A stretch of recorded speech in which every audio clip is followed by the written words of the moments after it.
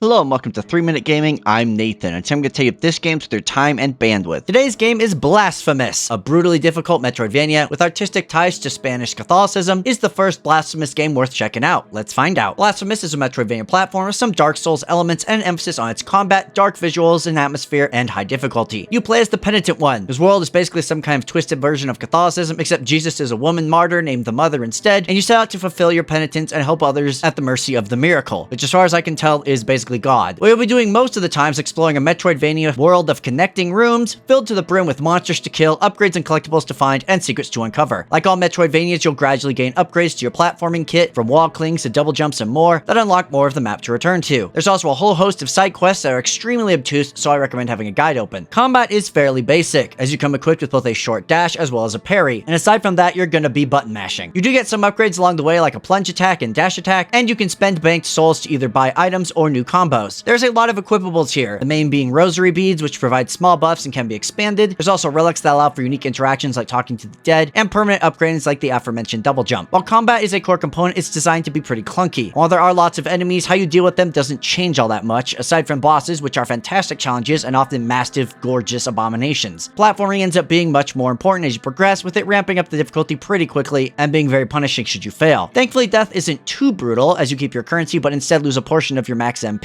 which is used for a small collection of spells. You can recover it by finding your body, or simply pay to have it restored at certain NPCs. The real punishment is respawning at a bonfire, as they're few and far between, which means a lot of replaying zones. And honestly, not a ton more to say about Blasphemous. Its unique art inspiration certainly turns heads, but underneath it's a fairly standard Metroidvania in terms of progression and exploration, where you also tend to die a whole lot. So what do I like about Blasphemous? Well, if you've been watching this video, you can probably see for yourself that it looks amazing. And not just the pixel art itself being exceptionally good, but drawing a lot of inspiration from Catholicism from Spain, but twisting it is very unique and often unsettling. Additionally, the loop of exploring, finding upgrades, and gradually progressing is very addicting, and strikes the great balance that all the best Metroidvanias do. And lastly, the bosses were a highlight for me here, with them often being very difficult, but still felt fair enough to keep me wanting to bang my head against them until I finally excommunicated them. When it comes to the bad, there are some design stuff here that's just straight up obnoxious. Instant kill spike traps, lots of upgrades such as Estus costing money in addition to a rare item, bonfire scarcity, your corpse ending up in inaccessible places, and more. Additionally, I don't mind a story being obtuse, but it bleeds into not knowing where to go next, not knowing how to complete quests, and just a general lack of direction on how to accomplish goals. You will need a guide. And lastly, the movement and animations are pretty clunky and limit both combat and platforming. This is paired with some pixel perfect required platforming that is enough to make one want to rage quit. As you know, our games here on a 3-point scale: must play, maybe consider, and don't bother. And Blasphemous is a gorgeous, dark, atmospheric Metroidvania where a lot of its difficulty is great, but a decent chunk is just poor design. It certainly feels like this dev's first attempt at this kind of a game, and while it is flawed, it's still a fantastic experience most of the time if you are willing to tolerate a high difficulty and some frustrating controls. For me, it was worth playing through just to see the gorgeous art, and if you have any affinity for difficult Metroidvanias, you should still definitely check it out. That's all I have for you today. Thank you so much for watching. If you played Blasphemous 1, what are your thoughts on it? I played through it once on the Switch and then replayed it on Xbox for this review, and still had a great time, but I want to know what you think, so let me know in the comments. And regardless, go out there and make sure you check out Blasphemous.